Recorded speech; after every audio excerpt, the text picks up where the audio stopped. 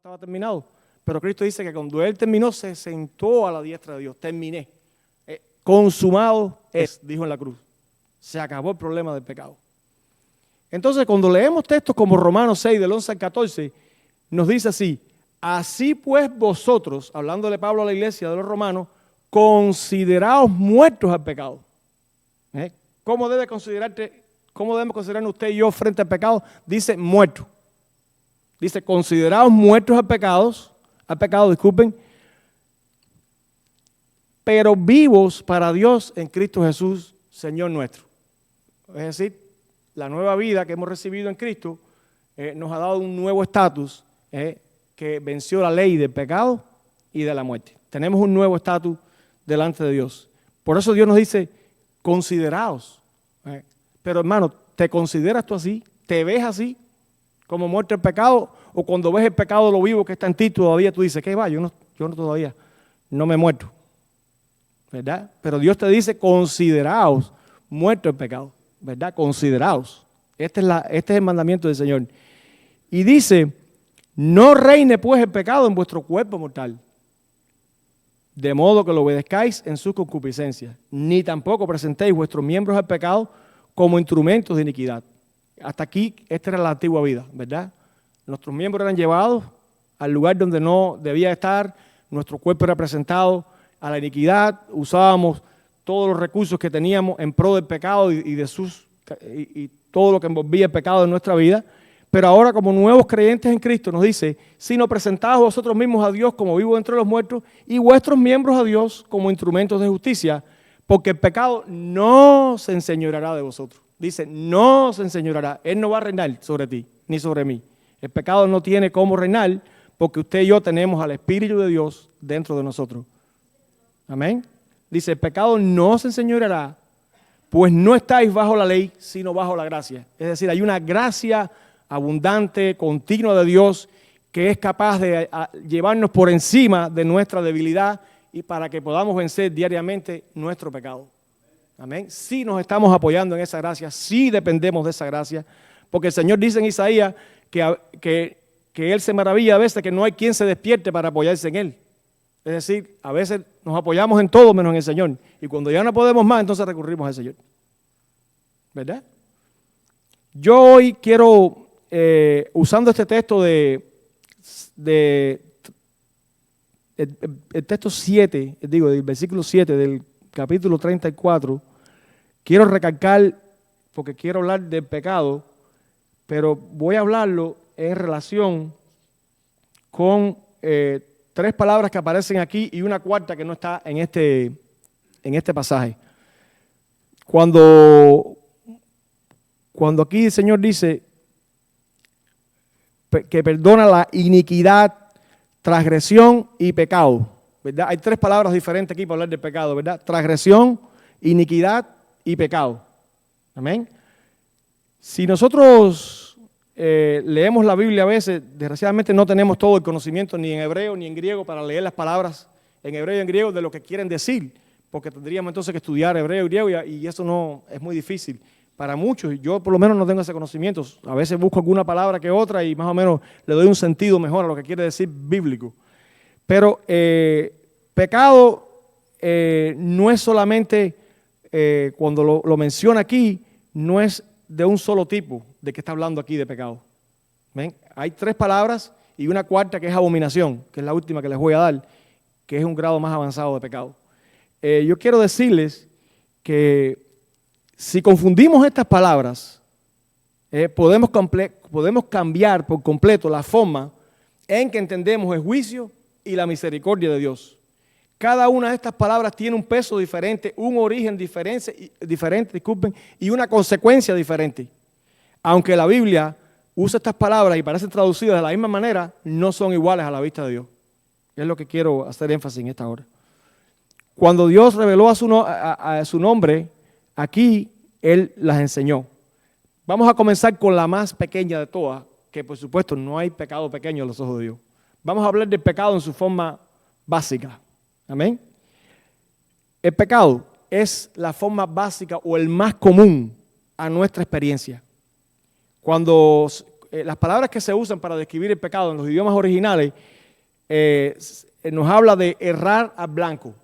Es decir, es la imagen de un arquero que se pone con la flecha y le tira al blanco y él nunca da en la diana. Él no da donde tiene que dar. Es errar al blanco.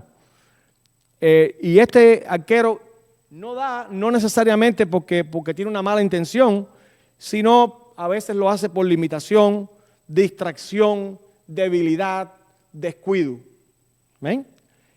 El pecado en este nivel es el error más básico del ser humano que no alcanza la perfección de Dios. Él no puede llegar a la meta que Dios le ha puesto delante. Y por tanto, él cae ahí. No puede llegar. Y este es el pecado en su forma más básica. Quiero hablarles de un personaje que hizo este tipo de pecado. Y voy a hablarles del apóstol Pedro.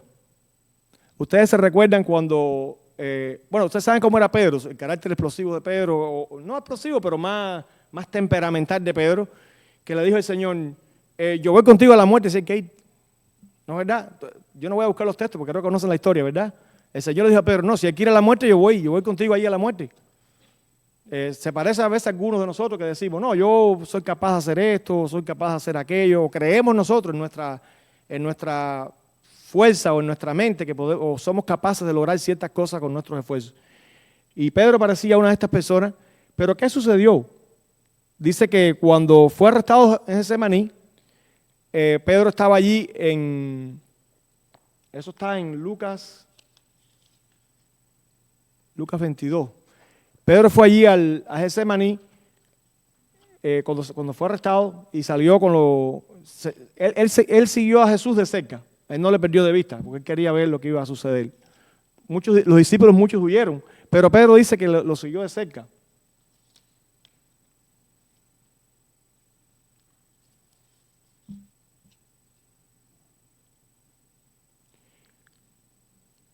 Dice, habiéndole arrestado, se lo llevaron y condujeron a la casa del sumo sacerdote.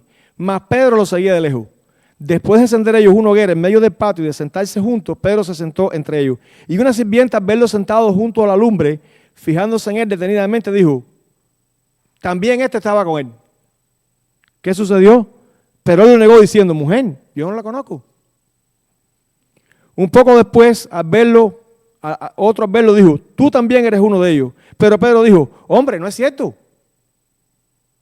Pasada como una hora, otro insistía diciendo, ciertamente este también estaba con él, pues él también es Galileo. Pero Pedro dijo, hombre, que yo no sé de qué habla. Y al instante, estando él todavía hablando, cantó el gallo. Entonces el Señor se volvió y miró a Pedro y recordó a Pedro la palabra del Señor como le había dicho, antes que el gallo cante hoy, me negarás 3 veces. Y dice que saliendo fuera lloró amargamente. Este fue el pecado. Este es el pecado en su forma más básica. Aquí vemos a Pedro que bajo presión, bajo miedo, no con intención, no deliberadamente, no con deseo de hacerlo, sino en un momento de debilidad sucumbe y niega al Señor. ¿Verdad? Esta es la forma básica, pudiéramos decir. Y todos sabemos que Pedro de verdad cuando dijo el Señor, yo voy contigo a la muerte, se lo dijo de verdad. Él no lo dijo de mentira.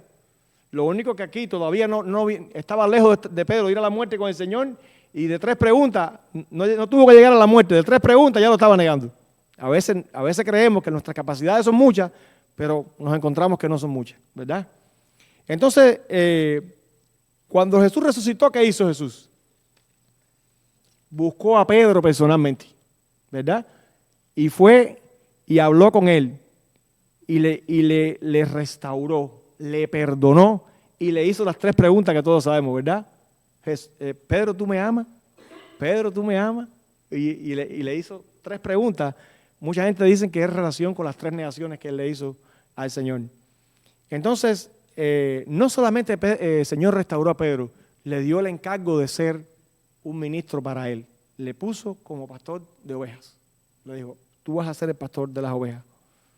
Recuerdo que en una ocasión el Señor le dijo, yo he rogado, Satanás me ha pedido como trigo para zarandearte, pero yo he rogado por ti para que tu fe no falte. Dice, y una vez vuelto, ahí se lo dijo, vas a pecar, Pedro. Y una vez vuelto, ve y agrupa a los hermanos. Una vez vuelto. Ahí el Señor le profetizó a Pedro que iba a negarlo, creo que por primera vez, y él no lo entendió. Entonces, cuando reconocemos como Pedro el pecado, esto abre el camino ¿a dónde, hermano? A la misericordia, ¿verdad? Esto abre el camino a la reconciliación con Dios. Esto abre el camino inclusive a un ministerio, si Dios lo tiene para nosotros, a un lugar de honor y de servicio que Dios puede otorgarnos a nosotros cuando somos conscientes y somos genuinamente personas que se arrepienten verdaderamente delante del Señor. Y entonces este es, como decía, el pecado en su forma más básica. Ahora, aquí se menciona otro, dice la transgresión. Quiero hablar de la transgresión ahora. Ya esta falta, hermano, no es errar al blanco o fallar por una debilidad humana, sino que esta falta es rebelarse. Esto es violar un límite que ya conocemos. Esto es mirar dónde está la frontera y decir, yo la paso, yo cruzo esa frontera, yo cruzo ese límite. Y hacerlo a propósito. La transgresión presupone entonces conciencia, elección.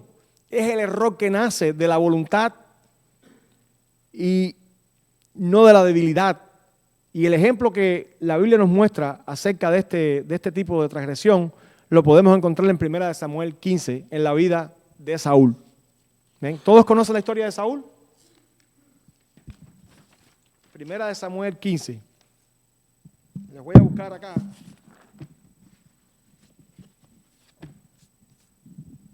Dios le había hecho un encargo a Saúl. ¿Cuál era este encargo? Destruir a Amalek. Amalek es un símbolo del pecado en la Biblia. No sé cuántos lo sabían. Hay mucha tipología en la Biblia. Jehová dijo así, el Señor, yo tendré lucha con Amalek todos los días. Y como Amalek es un tipo del pecado en la Biblia, es decir, que es como una lucha continua que va a tener el pueblo de Dios contra Amalek. Pero como es un símbolo del pecado, aquí aparece como que Dios le dice, yo quiero que tú borres a Amalek. Así como Dios quiere que borremos el pecado y Él lo borró con Cristo, o lo va a borrar eternamente cuando lleguemos a su presencia, Él le dice, yo quiero que tú vayas y destruyas todo, no dejes nada del pueblo. Los que conocen la historia, sabemos que allá Saúl convocó al pueblo, los contó, 200,000 hombres de a pie, 10,000 hombres de Judá, y fue a Amalek, la emboscó en el valle, y Saúl dijo a los ceneos, idos apartados, descender entre los amalecitas para que no os destruya con ellos, porque vosotros mostraste misericordia a todos los hijos de Israel cuando subían de Egipto. Y los ceneos se apartaron de entre los amalecitas. Entonces Saúl dice que derrotó a los amalecitas desde Ávila en dirección a Shur, que está en el oriente de Egipto. Capturó vivo a Gat, rey de los amalecitas, y destruyó por completo a todo el pueblo a filo de espada.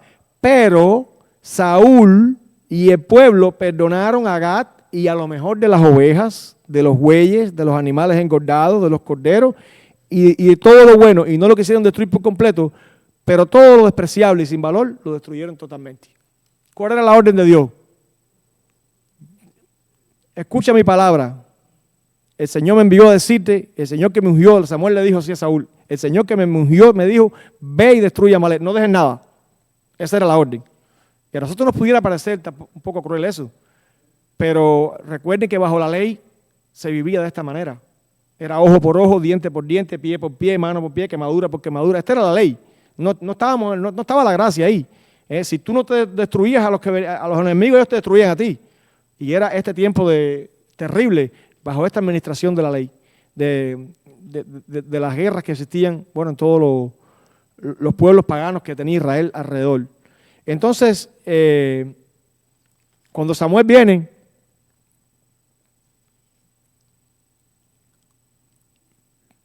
primero el Señor le habla a Samuel y le dice, me pesa haber hecho rey a Saúl porque ha dejado de seguirme y no ha cumplido mis mandamientos. El Señor le habla a Samuel y le dice, me pesa haberlo puesto. Él tenía una orden y él la violó.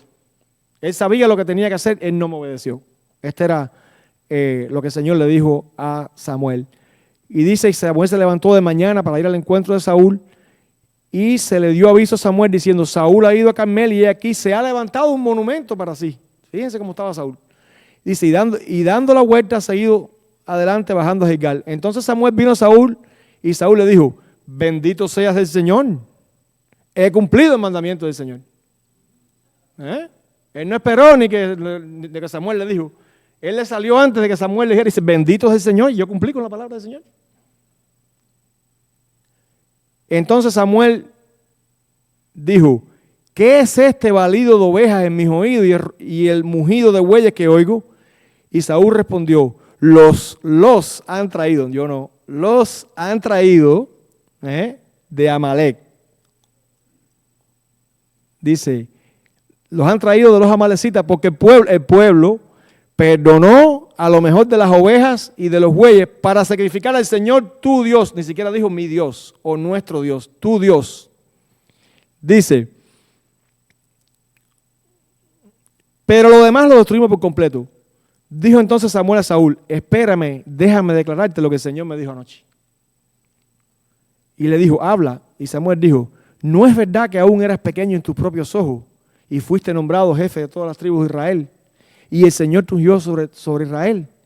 Y el Señor te envió en una misión y te dijo, ve y destruye por completo a los pecadores, los amalecitas, y lucha contra ellos hasta que sean exterminados. ¿Por qué pues no obedeciste la voz del Señor, sino que te lanzaste sobre el botín e hiciste lo malo ante los ojos del Señor? Entonces Saúl dijo a Samuel, yo obedecí la voz del Señor, todavía no lo reconocía.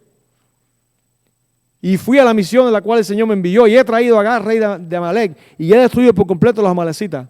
Mas el pueblo tomó el botín de las ovejas y los bueyes, lo mejor de las cosas dedicadas al anatema, para ofrecer sacrificio al Señor tu Dios en Gilgal. Y Samuel dijo, se complace el Señor tanto en holocaustos y sacrificios como en la obediencia a la voz del Señor. Es aquí el obedecer es mejor que un sacrificio y el prestar atención que la grosura de los carneros, porque la rebelión es como el pecado de la eliminación y la desobediencia como iniquidad e idolatría. Por cuanto has desechado la palabra del Señor, Él también te ha desechado para que no seas rey. ¿Amén? Y este fue el resultado de la desobediencia de Saúl. Y esto es lo que la Biblia le llama transgresión. ¿Amén? Cuando sabemos un límite, cuando Él ya nos dijo una cosa que teníamos que hacer y nosotros vamos por el lado que no tenemos que ir, hacemos lo contrario, la Biblia le llama a esto transgresión. ¿Ven? Transgredir las leyes del Señor, transgredir los mandatos del Señor. Si ustedes se fijan, Saúl, ¿qué hizo? Usó un argumento religioso cuando Samuel le preguntó que por qué él no había cumplido la orden. Dice, ahí están las ovejas, esto es para ofrecer sacrificio al Señor tu Dios. Ni siquiera dijo el Señor nuestro Dios. A mí siempre me llamó esa atención esa frase de Saúl, porque él no, es como si no estuviera, como si no fuera parte del pueblo de Dios. Tu Dios. Y se lo dice varias veces. Se lo dice varias veces. Entonces, hermano, a Saúl no se le olvidó. Él eligió hacer lo contrario. Y esta es la transgresión que Saúl cometió. Entonces, Pedro falló por miedo, bajo presión, dijimos, ¿verdad? Pero Saúl desobedeció por voluntad propia. Y hay una diferencia entre el pecado de uno y la transgresión del otro. Hay una gran diferencia. A pesar de saber que la orden de Dios era destruirlo, es un nivel de pecado diferente. No sé si me explico la idea de que estoy tratando de decir. No es lo mismo lo que hizo Pedro a lo que hizo Saúl, ¿verdad? Aunque los dos son pecados, no es el mismo fallo, no tiene el mismo nivel. ¿Me entienden? Ahora, hay uno un poquito más grande que este, y es la iniquidad. Esta palabra en su idioma hebreo significa torcer, distorsionar, curvar hacia el lado equivocado. Pudiéramos decir que la iniquidad es la distorsión del carácter en sí mismo. Es un patrón de error que se repite tanto que comienza a reformatear la naturaleza interior del hombre. La iniquidad no es solo el acto, es lo que el acto revela en quién se ha convertido la persona. Eso dice la iniquidad. El ejemplo bíblico más doloroso, y se van a sorprender, es de David, el hombre conforme al corazón de Dios. Para que vean que nadie está exento del pecado, y David fue el que cometió iniquidad. Y se los voy a demostrar con la palabra de Dios en 2 de Samuel 11. Todos saben la historia de David y Isabel, ¿verdad?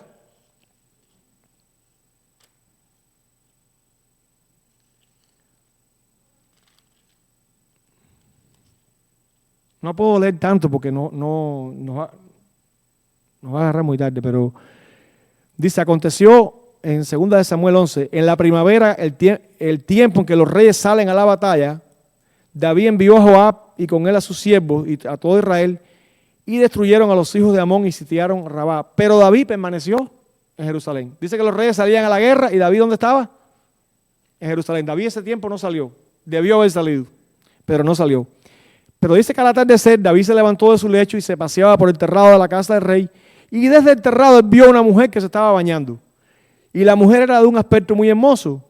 David mandó a preguntar acerca de aquella mujer. Y alguien dijo, ¿no es esta Betsabé, hija de Elián, mujer de Urías hitita?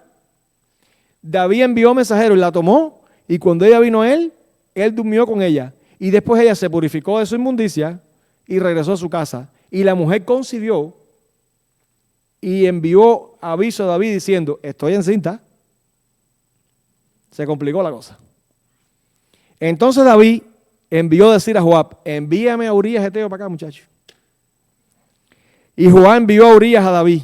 Y cuando Urías vino a él, David le preguntó por Joab, por el pueblo, por el estado de la guerra, una diplomacia.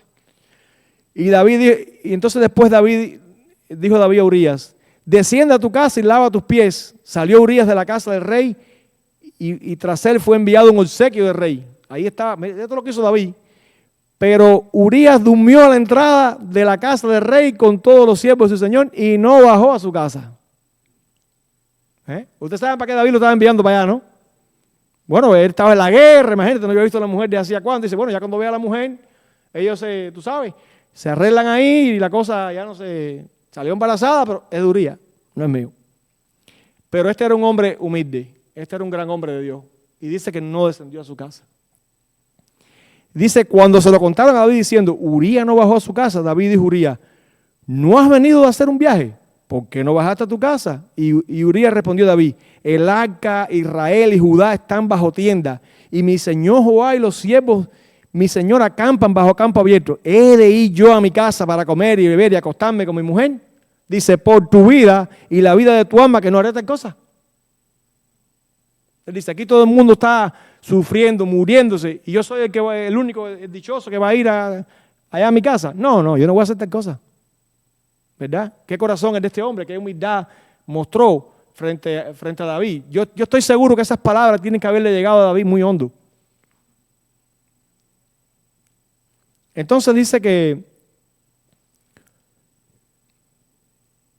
entonces David dijo a Urías, quédate aquí hoy también y mañana te dejaré ir. Y se quedó Urías en Jerusalén aquel día y el siguiente, y David lo convidó a comer y a beber con él y lo embriagó.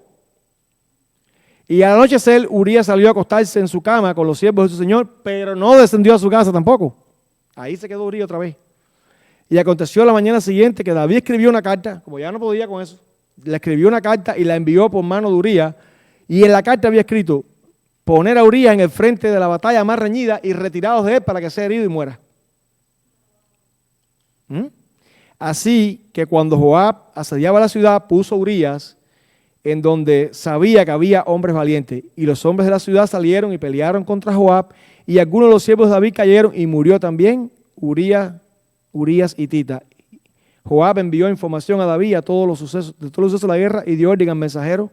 Y bueno, no voy a seguir leyendo porque ya creo que hasta aquí es lo que quería leer. Y murió Urías de esa manera. Entonces, hermano,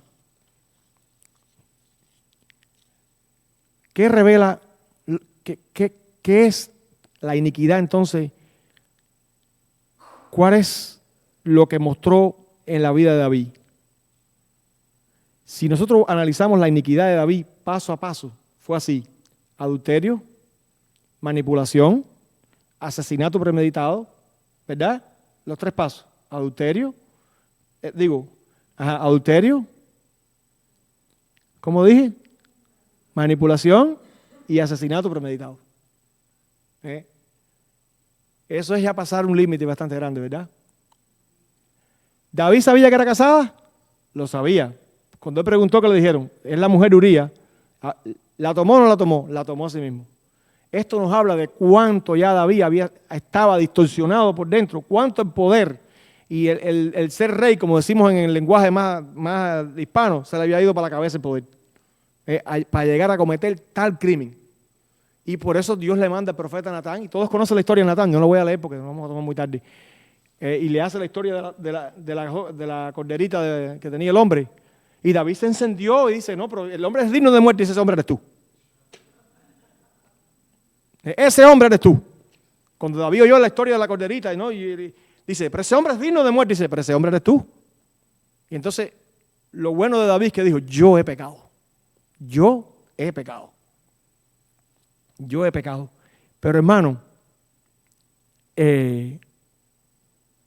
yo quiero decirle que la iniquidad tiene aún, aparte, cuando David reconoció que su pecado, él escribió el Salmo 51 y él vio que él necesitaba una renovación profunda. Él dijo, yo necesito un cambio. A mí me llama mucho la atención porque el Salmo 51 que David escribe parece un salmo escrito bajo la gracia o bajo el Nuevo Testamento, no un salmo que está escrito bajo bajo la ley. Fíjate que David dice, porque no quieres sacrificio y holocausto que yo daría. Eso es lo que mandaba la ley por tu pecado, sacrificio y holocausto. David dijo, no, eso, para lo que yo hice, matar a un animal por lo que yo hice, eso no basta. Los sacrificios de Dios son el espíritu quebrantado. Yo lo que debo es tirarme en el suelo a llorar y a dar grito por todo el pecado que yo cometí. Eso es lo que yo debo hacer. Y ese es el pacto de Dios con nosotros ahora, el pacto de la gracia. No es que yo ofrezco algo, no, ya Cristo se ofreció Él. El de nosotros está a hacer como dijo David, los sacrificios de Dios son el espíritu quebrantado, al corazón contrito y humillado no despreciarás tú, Dios. No importa cuán grande haya sido el pecado, hasta dónde ha llegado, si hay un arrepentimiento al nivel que lo tuvo David, usted va a encontrar el perdón de Dios. Pero tiene que haber un arrepentimiento y una renovación nueva en la vida, ¿verdad? Porque esa es la única forma de caminar un escalón con Dios. Y entonces David escribe ese salmo diciendo eso. Ahora, la iniquidad, yo quería decirles, tiene una dimensión generacional. Dios habla de visitar la iniquidad de los padres sobre los hijos hasta la tercera y la cuarta generación. ¿No dice así en el libro de Éxodo 25? Esto no nos habla de un castigo automático que Dios va a hacer sobre cada generación, como mucha gente piensa, sino que los hijos que crecen observando la iniquidad de los padres y la maldad de los padres tienden a reproducir los mismos patrones si no hay una intervención en la vida de ellos. Entonces es muy importante como yo vivo delante de mis hijos. No, niño, lee la Biblia y eso, y yo ando como quiera. Niño, vamos a la iglesia. ¿Y para qué vas a la iglesia si tú no haces lo que tienes que hacer? ¿Verdad? A veces hacemos así, somos muy reformados religiosos por fuera, pero nuestra vida espiritual está muerta, caballero. El vestido llega al tobillo, el pantalón llega aquí, la corbata se bien apretada el cuello, una Biblia del ancho del púlpito, pero realmente estamos lejos de obedecerla, lejos de vivir de acuerdo a ella, lejos de vivir por ella. La marcamos completa, la Biblia está marcada completa, pero la Biblia no nos marca el corazón, está marcada nada más ahí, pero ella nos marca el corazón. Es nada más todos colores por todos lados, pero no llega adentro del corazón. Y entonces decimos, ¿por qué Dios no me bendice? ¿Por qué pasan estas cosas? Pero si no te define la palabra de Dios. Amén. Entonces, aún de la iniquidad, qué bueno que dice eso, 34:7, Dios perdona el pecado, la iniquidad y la transgresión, cuando hay arrepentimiento genuino. Y les voy a dar uno más, y es la abominación. Subimos otro nivel de pecado. Aparece más de 100 veces en el Antiguo Testamento y es significativo porque es algo que produce un profundo asco, una repulsión absoluta, algo que totalmente es contrario a la naturaleza y al propósito de Dios. Si el pecado es errar, la transgresión es rebelarse y la iniquidad es distorsionar el carácter, la abominación es el punto en el que el ser humano transgrede no tan solo las leyes morales, sino el propio orden creado por Dios. Es la inversión a lo sagrado. Es el culto a lo que Dios condena, la práctica celebrada y consciente de lo que va en contra del bien. Eso es la abominación. En Proverbios 6, del 6 al 19, Salomón enumera 7 cosas que no se trata solo con un acto de un acto, sino de una actitud, un carácter en lo que la persona se ha convertido. Proverbios 6:16. Déjeme leerlo un momentico porque sí vale la pena leer este versículo. Me sé algún pedacito, pero no todo.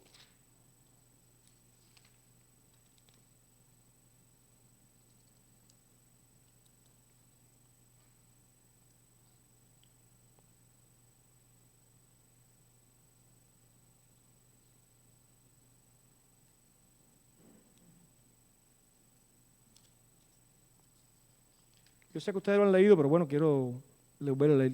Dice las 7 abominaciones. 6 cosas hay que odie el Señor y 7 son abominación para Él. Mira que usa la palabra aquí. Ojo soberbio.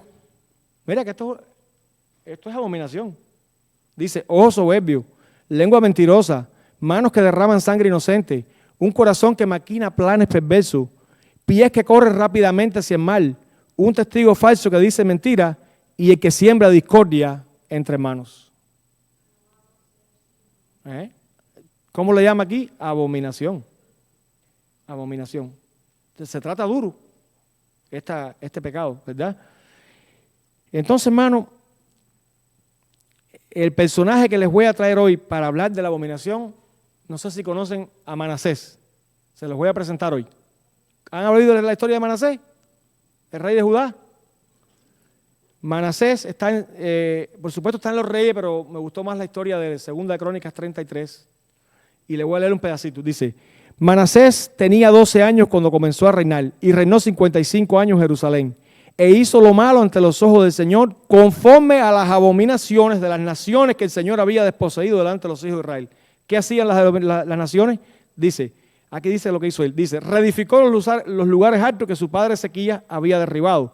Levantó también altares a Baales e hizo acera. Adoró a todo el ejército de los cielos y los sirvió. Edificó además altares en la casa del Señor, de la cual el Señor había dicho, mi nombre estará en Jerusalén para siempre. Edificó altares a todo el ejército de los cielos en los 2 atrios de la casa del Señor. Hizo pasar por el fuego a sus hijos en el valle de Bet-Dinón. Practicó la hechicería, usó la adivinación, practicó la brujería y trató con medios y espiritistas. Hizo mucho mal ante los ojos del Señor, provocándole a ira. Colocó la imagen tallada del ídolo que había hecho en la casa de Dios, del cual Dios había dicho a David y a su hijo Salomón, en esta casa y en Jerusalén, que he escogido entre todas las tribus de Israel, pondré mi nombre para siempre, y no volveré a quitar el pie de Israel y de la casa y de la tierra que yo he asignado para vuestros padres, con tal que cuiden de hacer todo lo que les he mandado conforme a toda la ley, los estatutos y las ordenanzas dados por medio de Moisés. Y aquí está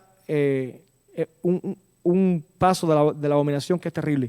Así hizo extraviar a Manasés a Judá y a los habitantes de Jerusalén para que hicieran lo malo más que las naciones que el Señor había destruido delante de los hijos de Israel. Entonces, hermano, él hizo todo de manera sistemática y no solamente se arrastró él, arrastró al pueblo, que aquí es donde que es un pecado que se lleva más de una persona con él. Él arrastró al pueblo a hacer lo mismo. No sé si los obligó, si los engatusó, pero el pueblo dice que fue con él a adorar los ídolos.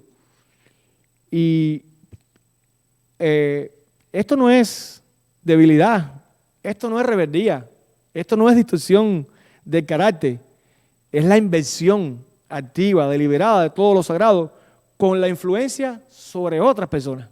Y este es el mal más grande. Porque si vamos a pecar y nos vamos nosotros, está bien, pero si arrastro a mi familia y arrastro a media iglesia y arrastro a todo el mundo, el daño es superior, ¿verdad? Entonces es terrible este nivel. Pero la Biblia nos dice algo, y fíjate si Dios es tan grande, tan misericordioso, como leímos en Éxodo, que dice, primero Dios le mandó, por supuesto, a los profetas para advertirle. A él y al pueblo dice que no hicieron caso.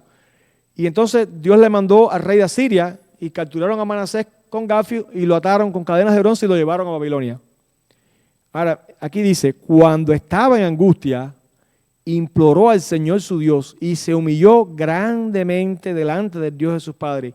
Y cuando oró a él, Dios se conmovió por su ruego, oyó su súplica y lo trajo de nuevo a Jerusalén y a su reino. Entonces Manasés supo que el Señor era Dios. Qué tremenda la vida de Manasés, qué tremenda restauración, qué tremendo perdón y qué tremendo reconocimiento del carácter y de la persona de Dios al final de la vida de este hombre. Reconocer a Dios, pero bajo la angustia suprema, bajo haber hecho tantas cosas.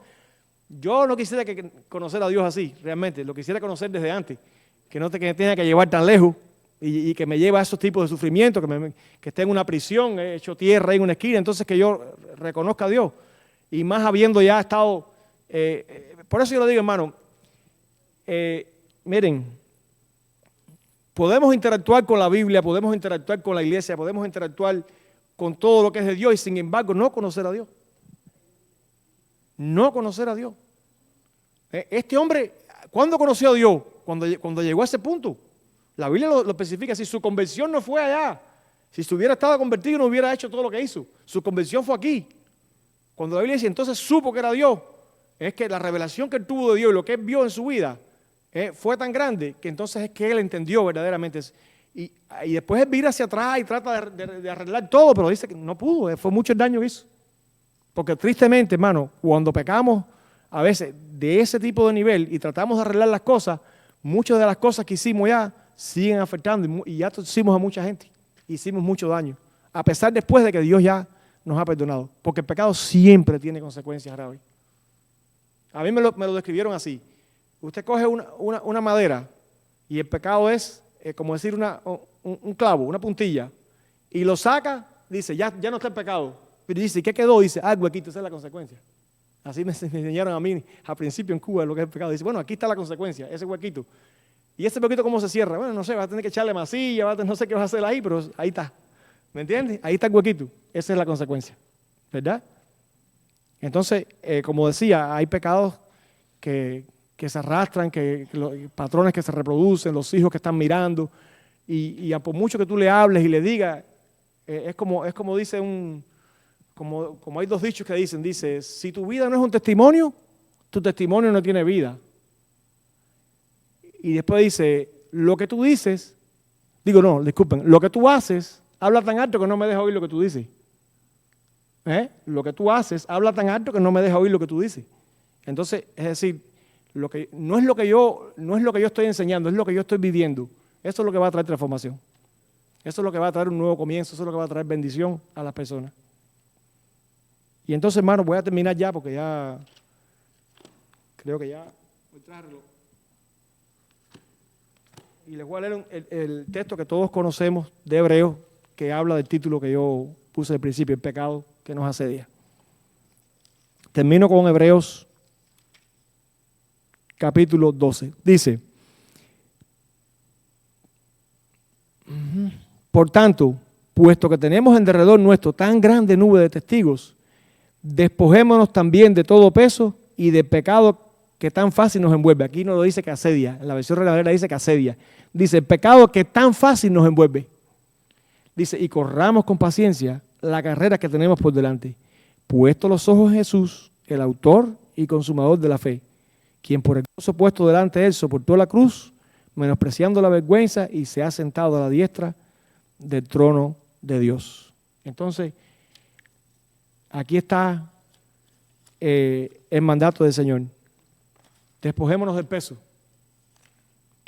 Si tú corres sin un peso, corre más rápido, ¿verdad? Si tienes que correr con peso arriba, te vuelves más lento. Entonces el pecado es como un peso que llevamos encima. Y la carrera espiritual, todos la empezamos a correr, como no sé si han leído el libro de El progreso del peregrino, de Juan Bunyan. No sé si conocen ese libro. Es viejo, pero se lo recomiendo. Yo lo tenía, no sé si todavía está en la casa, en dibujos animados. Y él empieza a correr la carrera cristiana y tenía una mochila o una carga arriba, una carga, y la carga simbolizaba el pecado. Hasta que no llegó a la cruz, soltó la carga, entonces no se sintió más liviano para correr. Y el pecado es la carga que nos estorba y que siempre va a estar ahí asediándonos. Pero la sangre de Cristo es mucho más grande que todos los pecados. Toda esta gente encontró en el arrepentimiento, encontró en la confesión y en la renovación de su vida, encontró una nueva vida y un perdón. Y yo les digo, hermano, no sé en la condición que está nadie, no conozco la vida de casi nadie, no sé si estos tipos de pecados los hayamos cometido o no, pero yo sí sé que hay una oportunidad de restauración. ¿Ven? Siempre hay una oportunidad si usted se arrepiente, hermano. Recuerde eso. No crea que Dios no puede perdonarlo, porque Dios es más grande, más amoroso y más misericordioso de lo que podamos expresar. Nuestras mentes no podrán comprenderlo. ¿Ven? Dios les bendiga.